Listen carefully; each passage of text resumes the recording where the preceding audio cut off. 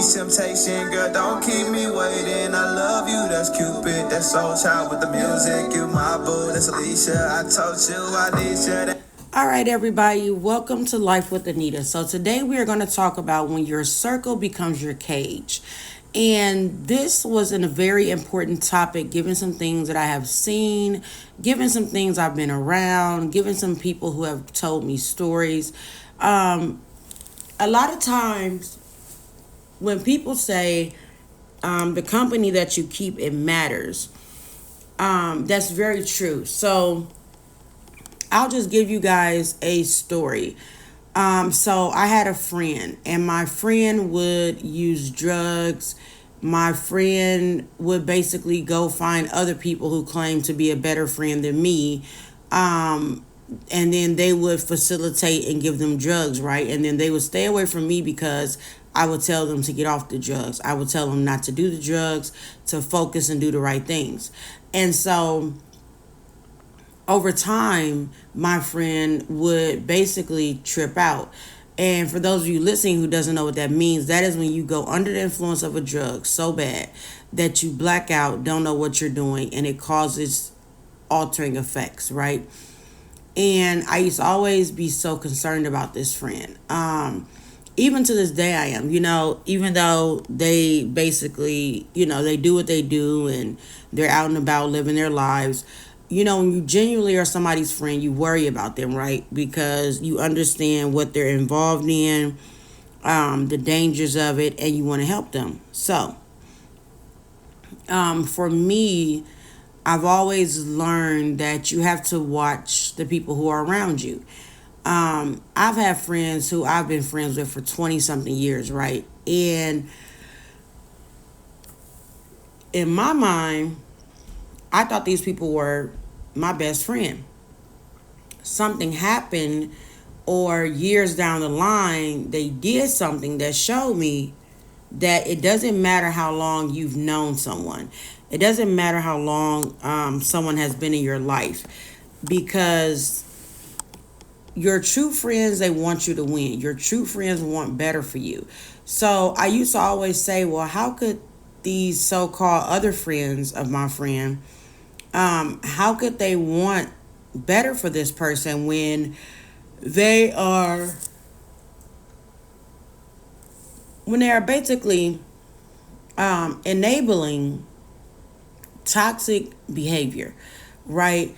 And for me, I just wonder sometimes, what do we really call friends? What do we really call a healthy circle? Are we considering a healthy circle friends who just let us do whatever we want to do? Are we considering a healthy circle friends who say, wait a minute, no, what you're doing is wrong. You shouldn't be moving like that.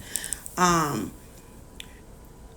think society has made us believe that wrong behavior is right and that right behavior is wrong.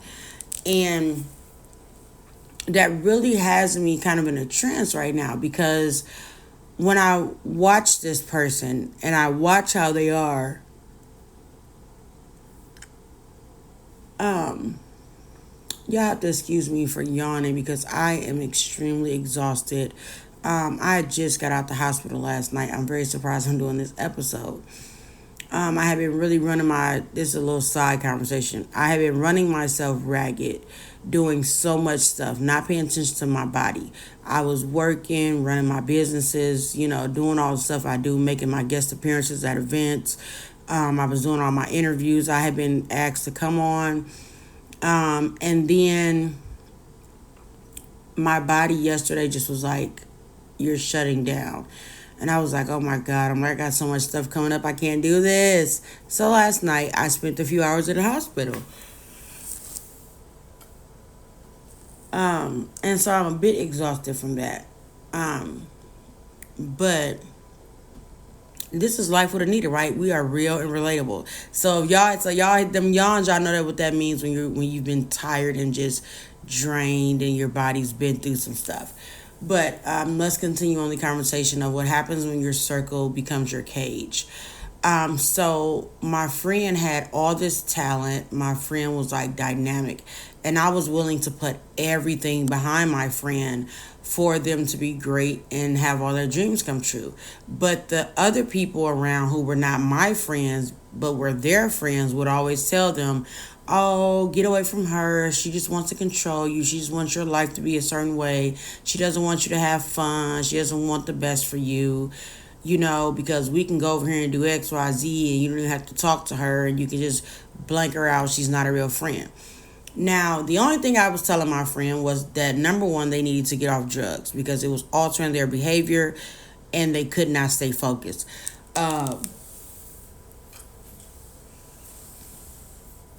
Many of you know my backstory if you've listened to my podcast, or if you don't know it.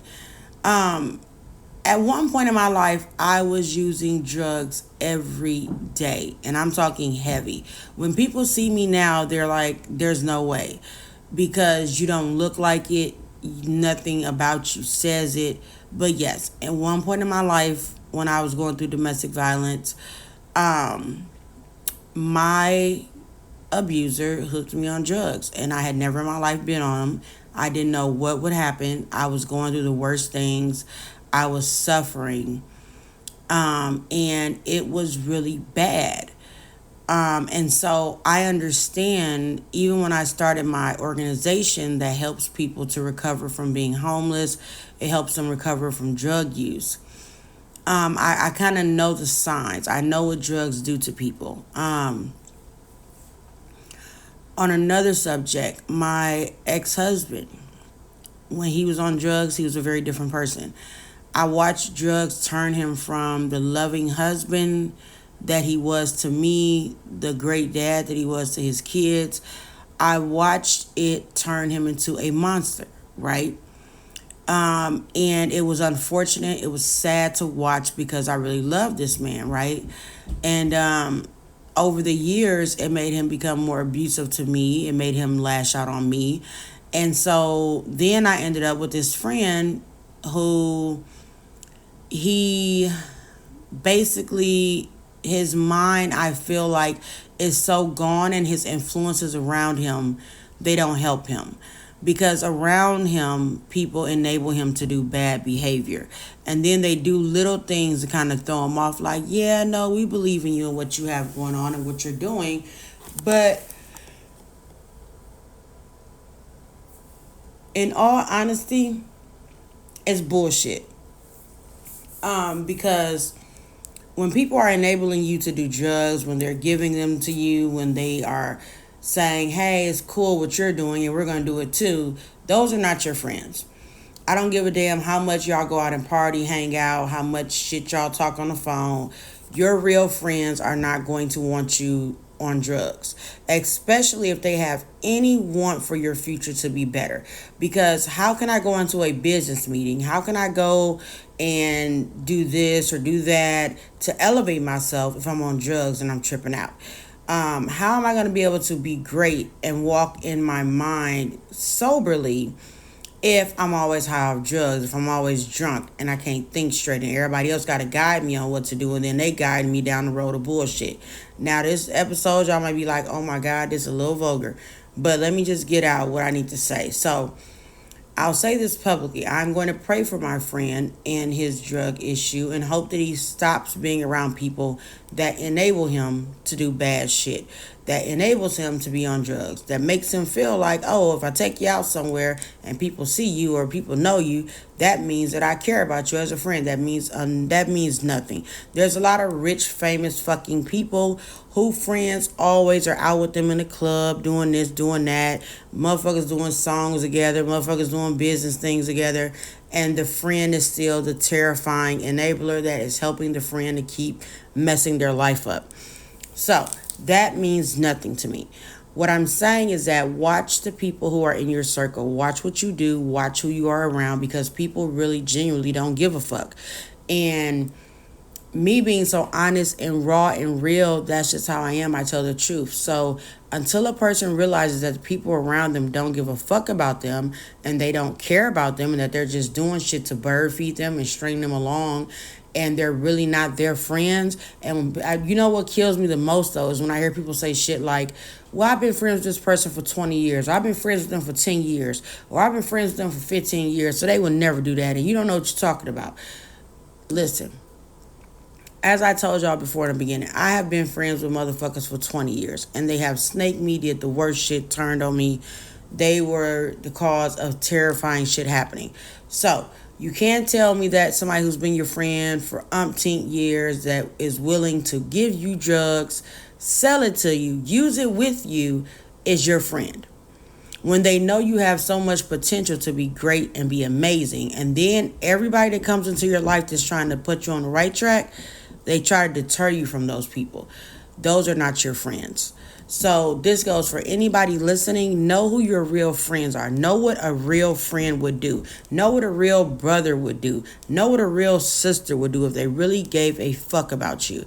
Now, I know I'm using a lot of curse words, y'all, but I think the situation has frustrated me because to watch my friend go down this downward spiral, and I see that that's what's happening to him, and everybody around him is like, no, she's the problem, don't listen to her, she just don't want you to have no fun, she's trying to control you. It shows me how you can end up around fuck ass people, even for years, that you think are your friends, and they're really not, they full of shit. So I'm saying what I'm saying, and I'm going to stand on that because I understand what it means to have a good friend, what it means to have associates, what it means to just know motherfuckers for a long time, and that's what it is, right?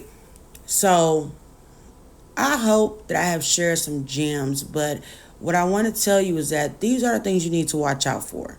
If people are your friends, they don't let you do drugs and they don't give them to you.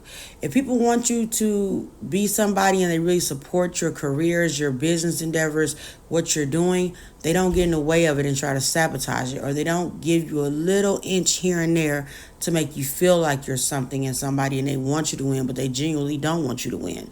Now, people may be like, oh my God, Anita, I can't believe you saying all this shit. But this is what real life is. This is what the facts of the situation are.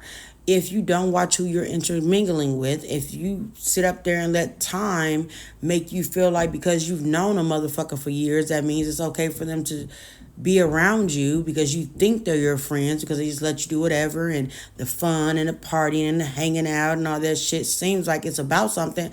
The older you get, you should not want to sit around and celebrate failure. Okay, that's another thing that people are so tiptoeing. Oh my God, I don't want to say it. What the fuck? No, listen. The fact is this. If you're out celebrating fucking failure, or you're out helping others celebrate their wins, but they don't want you to win, that's idiot shit. That's stupidity. That's not what smart people who got some shit going on for themselves do. It just doesn't happen. So to everybody who wants to be something, watch your circle. Watch the people that you allow access to you. I don't give a damn how long you've known them. Sometimes people have secret jealousy. They have secret hate in them that you don't blatantly see, but there's little things that are going on that if you're not inclined mentally to pick up on, people who are mentally inclined that will come around, look from the outside in, they see this shit a mile away. So be mindful of who you allow around you. And this is what I will leave you guys with on this episode today. When you chasing different goals, you are going to move different. When you level up and grow, you're going to lose people. Do you really want to be successful, or you want to fool people? That's what I'm going to leave y'all with, okay? I heard that saying when I was listening to a song, and that was like some of the realest shit I ever heard. So what I want to say is, watch how you move, watch the people you move with. Do not ever let time make you determine if somebody's your friend, because people have got stabbed in the back by people that they have been friends with for years. What people around you allow you to do speaks volumes to what they think of you. Don't let that go over your head. Thank you guys for tuning in to Life with Anita. I'll be back tomorrow with another episode. And remember, do not ever let your circle become your cage. Elevate at all costs, and you will lose people along the way when you are trying to elevate for the greater and the better. Thank you guys for tuning in to the show. Y'all have a great day, great evening whenever you are listening to this. Life with Anita is back, real and relatable, baby. Y'all tune in. That's jazz. And baby girl, you bad. So won't you come and talk to me?